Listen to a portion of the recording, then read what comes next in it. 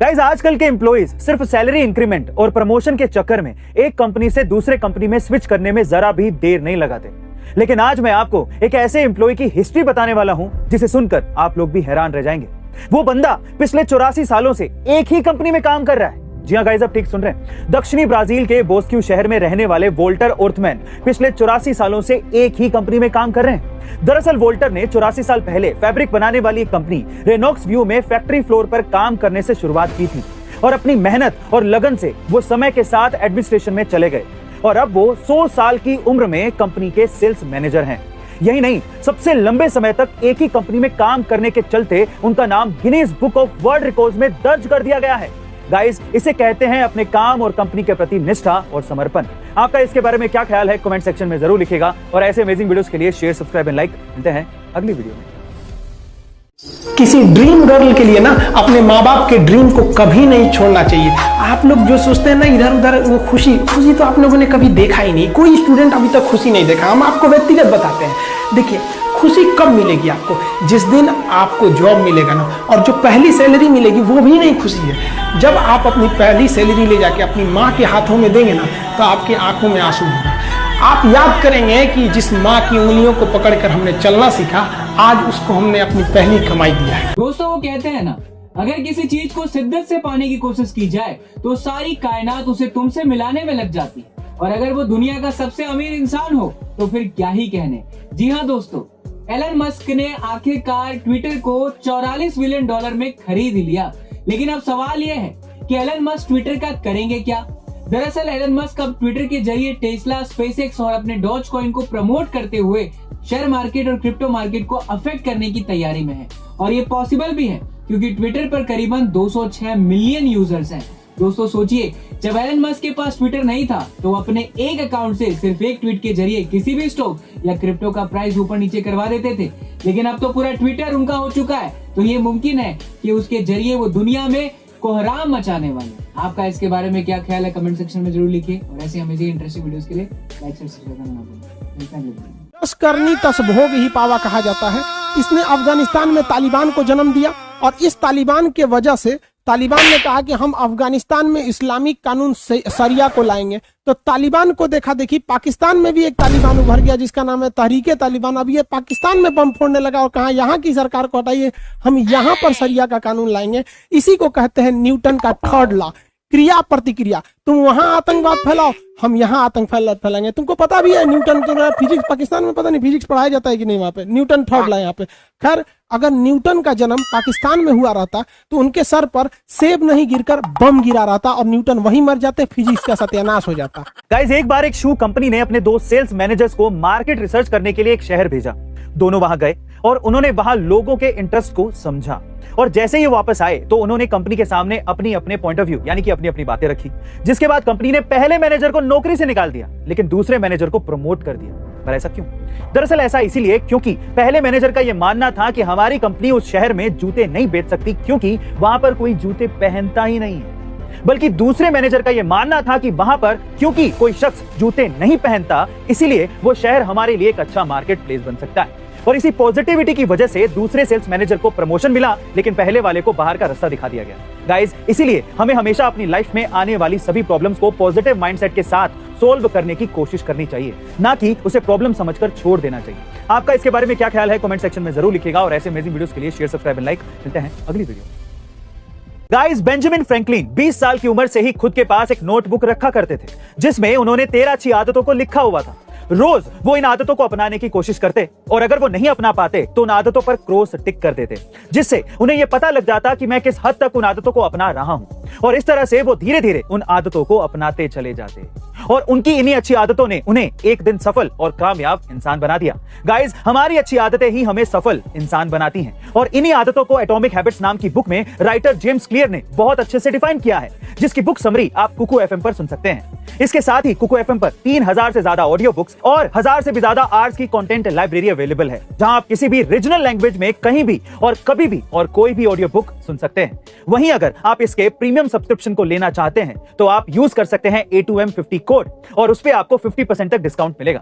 लेकिन याद रहे, ये ऑफर सिर्फ पहले 250 यूजर्स के लिए ही है, तो जल्दी कीजिए और अपनी कुकू एफएम की ऑडियो लाइब्रेरी की जर्नी को शुरू करिए। गाइस, क्या बॉलीवुड अब खत्म हो रहा है? शायद अब ये कहना गलत नहीं होगा, क्योंकि साउथ इंडियन इंडस्ट्री ने बॉलीवुड को पीछे छोड़ते हुए बहुत ही तेजी से पूरे देश में पॉपुलैरिटी हासिल करना शुरू कर दिया है। लेकिन ये हुआ कैसे? दरअसल इसके पीछे की शुरुआत खुद बॉलीवुड की अकड़ ने की।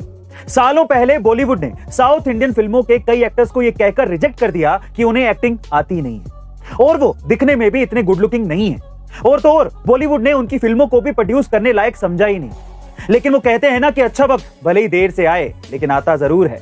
बाद में इन्हीं बॉलीवुड के डायरेक्टर्स, प्रोड्यूसर्स ने उनकी मूवीज को कॉपी करना शुरू कर दिया और उनके रीमेक बनाए और प्रोड्यूस भी किया और अपने सामने ही साउथ इंडियन इंडस्ट्री को इंडियन सेंसेशन बनते देखा। बहरहाल साउथ इंडियन फिल्में जैसे कि RRR और KGF जिस तरीके से कोराम मचा रही हैं, लगता तो यही है कि Bollywood is going to be finished. आपका इसके बारे में क्या ख्याल है? कमेंट सेक्शन में जरूर लिखिएगा और ऐसे अमेजिंग वीडियोस के लिए शेयर, सब्सक्राइब एंड लाइक। मिलते हैं अगली वीडियो में।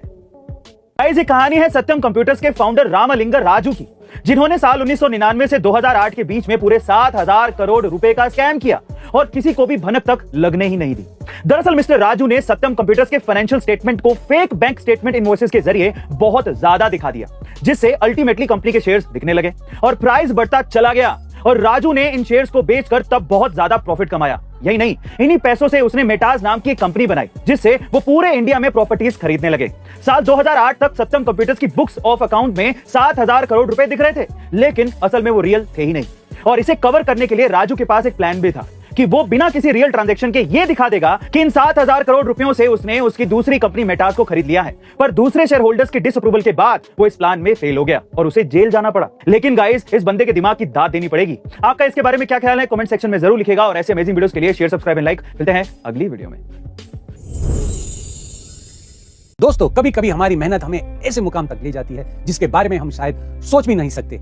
ऐसे ही कुछ हुआ विकेश शाह के साथ। विकेश ने महज 18 साल की उम्र से ही मुंबई में एक छोटी सी केक की दुकान पर काम करना शुरू कर दिया था। उन्होंने स्टोर पर 700 रुपए महीने की कमाई की और केवल 2 सालों में ही मैनेजर के पद तक पहुंच गए। इसके तुरंत बाद उन्होंने नौकरी छोड़ दी और 2007 में अपना खुद का कॉर्पोरेट केटरिंग वेंचर ओपन किया और द हैप्पीनेस दिल्ली नाम की एक बेकरी शुरू कर दी। दरअसल उन्होंने उस वक्त भारत में पेस्ट्री और अंग्रेजी डेजर्ट की बढ़ती लोकप्रियता को भाप लिया और उसी गैप को फिल करते हुए उन्होंने pancake quick service restaurant chain खोलने का फैसला किया और 2017 में उन्होंने अपना पहला आउटलेट मुंबई में खोला। 99 रुपीस में पैनकेक बेचने वाले के कारण शॉप का नाम 99 पैनकेक्स पड़ गया और 2018 और 2019 के दौरान भारत में उन्होंने 65 यानी 65 नए स्टोर खोल दिए, जिनका रेवेन्यू 2020 में 16 करोड़ रुपए था। ऐसे ही अमेजिंग बिजनेस वीडियोस के लिए लाइक, शेयर और सब्सक्राइब करना ना भूलिएगा। गाइस, वो कहते हैं ना कि बेटियां किसी भी मामले में अब बेटों से पीछे नहीं रही और ऐसा ही कुछ देखने को मिला जब बिहार की पटना की प्रियंका गुप्ता ने IITian चाय वाला के जवाब में ग्रेजुएट चाय वाली के नाम से दुकान खोलकर सबको चौंका दिया। यही नहीं, प्रियंका ने अपनी चाय की स्टॉल के आगे एक बैनर पर पीना ही पड़ेगा, सोच मत, चालू कर दे बस जैसी पंच लाइन भी इस्तेमाल की है और अब प्रियंका बहुत ही कम टाइम में ही ग्रेजुएट चाय वाली के नाम से फेमस हो गई है।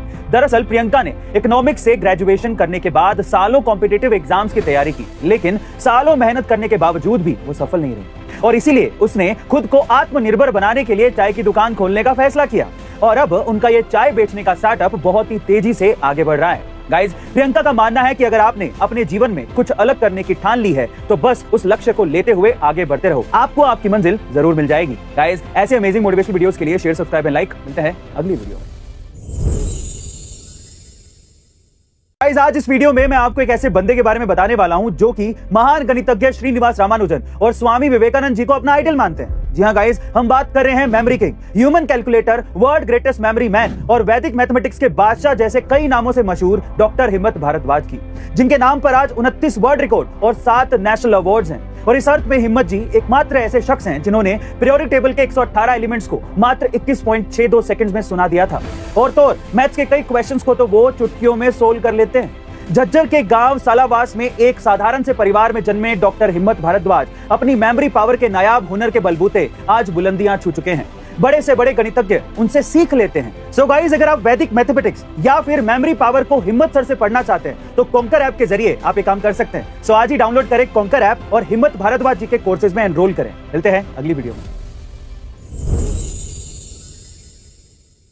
दोस्तों, आप सबकी चहेती रानू मंडल फिर से सुर्खियों में है।